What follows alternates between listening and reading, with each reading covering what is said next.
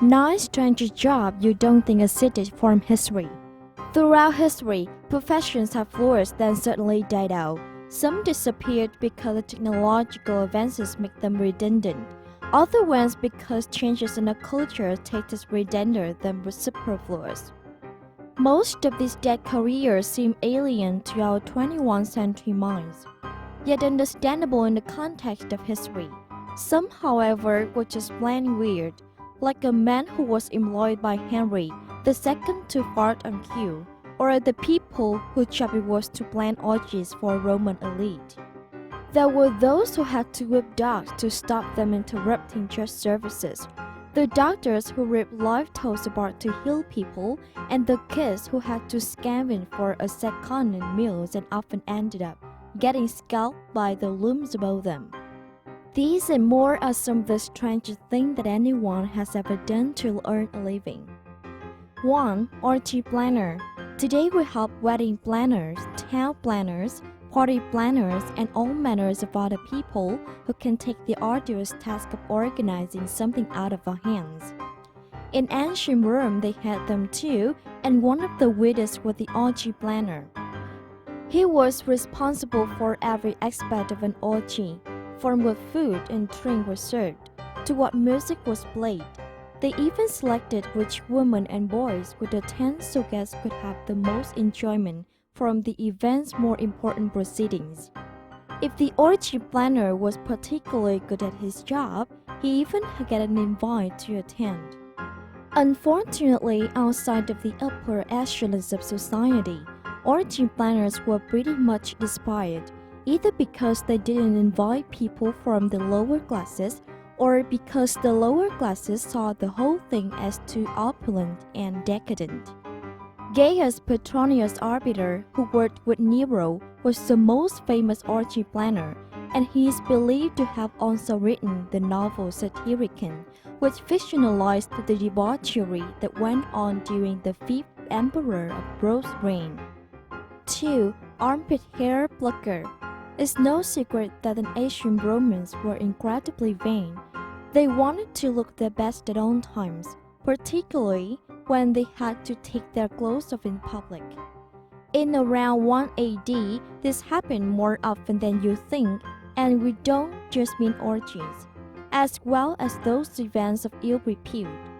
Romans would visited public bathhouses regularly, and one source of embarrassment when they were there was the possibility of armpit hair. As we all know, the part of the body can smell pretty bad, so the bathhouses employ armpit hair pluckers to try and help minimize the odor. They use red-hot bronze tweezers shaped like sickles to remove unwanted hair from patients. You didn't have to have any training to do the job, but the strong arms were necessary, as in the ability to minimize your customer's pain. Unfortunately, you didn't have the route about smelly arms all day long, so it wasn't all easy going. 3. Dog whipper.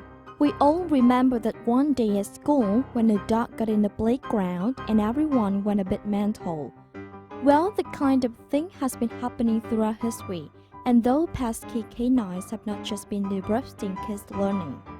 Between the 16th and 19th centuries, justice has employed dog whippers, whose job it was to stop unruly mugs running in and causing a fuss. The dog whipper's tools included a 3-foot-long whip and a pair of tongues, at latter used to remove particularly vicious dogs at a safe distance. It wasn't just stray dogs that caused problems either. Members of congregation could bring their best friends along to church, and often they would start fighting with each other. The dog whipper would remove them so the service could continue peacefully. In some places, the dog was not restricted to the just grounds, meaning that they were often early versions of animal control officers. 4. Sluggard waker. In 18 Britain, the church was starting to lose its influence. Many people still went because they had to be seen to be going, but they often didn't take things too seriously. To counter this, judges employed a sluggard waker who would wake up and down the church elves ensuring anyone stayed awake. If they saw anyone who was starting to nod off, they would pull out the big stick, sometimes called the wand, and poke them pretty hard on the head. The wands were long and straight and not unlike a snooker cue today. Most often they had something similar to a door knob attached to end, the swift clunk of which could quickly show the offender back to piety. In some areas of England there were even different types of tips on the wand, which were designated for waking either man or woman. One with a brass tip was shoved into the head of sleeping gent, while one with a fur towel on the end was used for waking up dozing ladies. 5. Curse tablet scribe. Getting even with your enemies was serious business in ancient Rome, but if you couldn't accept revenge personally, you couldn't always ask on the gods to help you out. The middlemen in this conversation were called curse tablet scribe, and it was their job to spend all day listening to people moan about the various wrongs they had endured. The scribe would then take his person request for vengeance and add the curse onto a sheet of soft lead, which could be nailed to the wall of nearest temple. If the curse needed to be extra effective, it would be written backwards. These curses would wish for all manners of gruesome punishments, including blindness, madness, and the hope that intestines would be eaten away. One of these sheets was uncovered in Jerusalem in 2013. The curse is directed at a person called Lenny sent the piece to about the legal case. I strike and try down and nail down the tongue, the eyes, the wrath, the ire, the anger, the procrastination, the opposition of Lenny's. 6. Toe doctor. Everyone knows about the weird and wonderful medical treatments that doctors use to prescribe bleaches anyone. But what is less well known is the subset of doctors who specialize in wacky treatments. For example, up until the end of the 19th century, doctors whose primary tools were toe-assisted. They mostly tackle a skin ailment, colloquially known as the king's elbow, but medically called scavenger. This nasty disease is a form of tuberculosis that most often causes the neck to swell, and it was thought that a king could cure it by touch, hence its name. Kings didn't often go about falling peasant though, and that's where toe doctors came in. In an attempt to cure a scavenger, they would put a live toe in the back and hang it around the neck of an affected person. Sometimes the poor toe would get an even rawer deal and have only its leg torn off to go in the back instead. People had believed in the supposed healing qualities of the toes in Roman times, but by the late 1800s the tide of public opinion was starting to change. Toe cures were more and more called superstitions, and toe doctors themselves were labeled quacks. 7. Stone eater. Professional eaters have long been a thing, and it remains a valid weird profession today. From people who spend their lives participating in hot dog eating contests, to add enrichment for men versus food, eating food can be a way to make a living. In the Georgian era, these professional eaters were common as well, but instead of eating food, they specialized in guzzling something a bit more electric stones.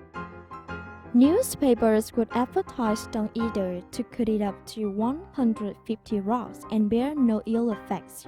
One of the most famous was Francis Bertelier, who was said to eat half a pack of stones a day, which roughly translates at 8 pence worth of gravel.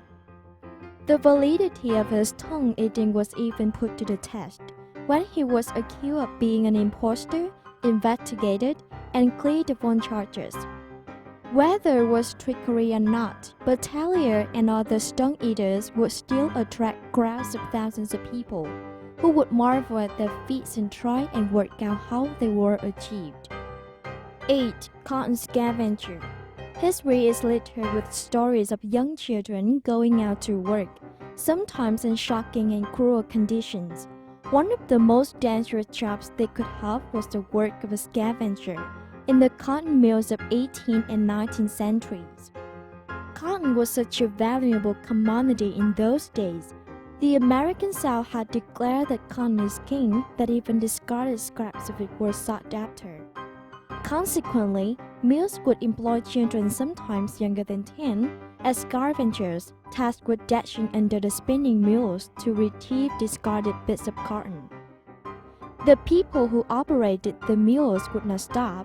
While the children were underneath, they were paid based on how much they produced, so injuries were common. Fingers could be lost, children got crushed, and sometimes scalped by the moving machinery. On some occasions, children even died, and at the mill near Cork in Ireland, there were at least 6 deaths in one 4-year period. Various pieces of legislation tried to curb child employment, but it was not until the Education Act of 1918 that anyone under 14 was officially banned from working in factories. 9. Flyter. It may come as a surprise to some, but the rap battle has spread in the 5th century. In those times, flyting was publicly practiced as an entertaining form of insult hurling. The courts of Chamfort and Fife of Scotland employed professional flighters who would amuse the royal by systematically insulting each other in verse. These insults would often be of the highly sexual nature, sometimes even veering into scatological. One famous exchange was the flying of Dunbar and Kennedy from the early 16th century. Its 128 lines including such names as "Gray-fisted yellow bird, out of a whisk gone wild, lonesome and lousy, as well as grass, since you would worship would so fain be styled. Hail, Monsignor, your bones were below your dress." Though flyting was most associated with Scotland, the illness practiced too, most notably to insult enemies. Flighters were commissioned to dry offensive words, which could then be directed at opposition armies. Thanks for your watching, and let me know your thinking by commenting for this video, and don't forget to subscribe my channel to watch the next video.